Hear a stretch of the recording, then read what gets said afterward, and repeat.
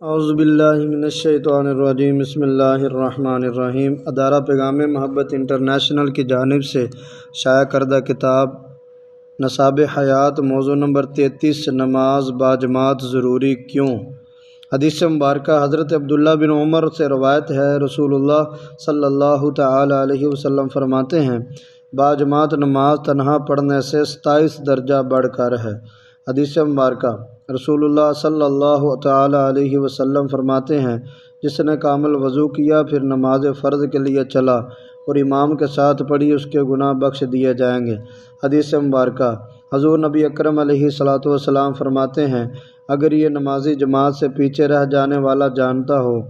کہ اس جانے والے کے لیے کیا ہے تو گھسیٹتا ہوا حاضر ہوتا۔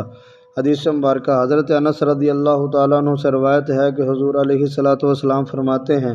جو اللہ کے لیے 40 دن باجماعت نماز پڑھے اور تکبیر اولیٰ پائے، اس کے لیے 2 آزادیاں لکھ دی جائیں گی، ایک نار سے دوسری نفاق سے۔ حدیث مبارکہ حضور صلی اللہ تعالی علیہ وسلم نے فرمایا، جو شخص 40 راتیں مسجد میں جماعت کے ساتھ پڑھے کہ عشاء کی تکبیر اولیٰ فوت نہ ہو، اللہ تعالیٰ اس کے لیے دوزخ سے آزادی لکھ دے گا۔ حدیث مبارکہ حضور صلی اللہ تعالی علیہ وسلم نے فرمایا، جس نے باجماعت عشاء کی نماز پڑھی گویا پوری رات قیام کیا۔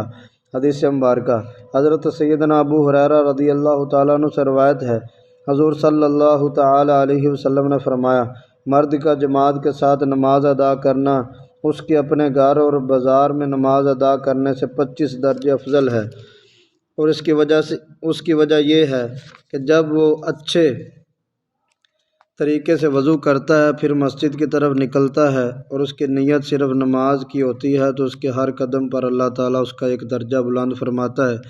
اس کی ایک خطا کو معاف فرما دیتا ہے، اور جب وہ نماز پڑھ لیتا ہے تو جب اپنی جگہ پر بیٹھا رہتا ہے تو فرشتے اس کے لیے دعائے مغفرت کرتے رہتے ہیں اور کہتے ہیں، اللہ عز و جل اس کی مغفرت فرما، یا اللہ عز و جل اس پر رحم فرما۔ اور جب تک تم میں سے کوئی نماز کے انتظار میں ہوتا ہے تو نماز ہی میں ہوتا ہے۔ ایک اور روایت میں ہے کہ جب تک وہ کسی کو اذیت نہ پہنچائے یا کوئی بات نہ کرے تو فرشتے عرض کرتے رہتے ہیں کہ اللہ عز و جل اس کی مغفرت فرما، اے اللہ عز و جل اس کی توبہ قبول فرما۔ صحیح بخاری۔ حدیث مبارکہ حضرت سیدنا عبداللہ ابن مسعود رضی اللہ عنہ سے روایت ہے کہ رسول اکرم علیہ الصلوۃ والسلام نے فرمایا، مرد کا باجماعت نماز پڑھنا اس کے تنہا نماز پڑھنے سے 27 درجے افضل ہے۔ حدیث مبارکہ حضرت سیدنا عثمان غنی رضی اللہ تعالیٰ عنہ سے روایت ہے، رسول اکرم علیہ الصلوۃ والسلام نے فرمایا، جس نے کامل وضو کیا اور کسی فرض نماز کی ادائیگی کے لیے چلا اور نماز باجماعت ادا کی تو اس کے گناہ معاف کر دیے جائیں گے۔ حضرت سیدنا عمر رضی اللہ تعالیٰ عنہ سے روایت ہے، رسول اکرم صلی اللہ تعالی علیہ وسلم نے فرمایا، اللہ عز و جل باجماعت نماز پڑھنے والوں سے خوش ہوتا ہے۔